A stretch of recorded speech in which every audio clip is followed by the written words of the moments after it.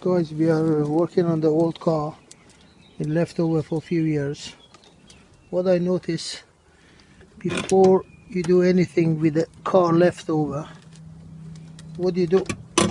First you turn the engine, see if the engine is running or not, and then you check the air filter.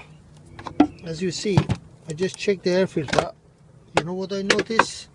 I don't know what kind of animals or insects. Look, it just pull all the leaves and stuff inside the air filter. Do you believe it? It's the first time I see such a thing like that. So they pull everything from this side.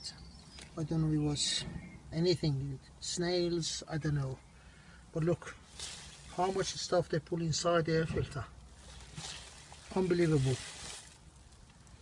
So just make sure before you start any engine, first turn the engine, and then check the air dryer, check the air filter. In this case the starter, it doesn't turn, but I turn the engine. So this for information. Bye.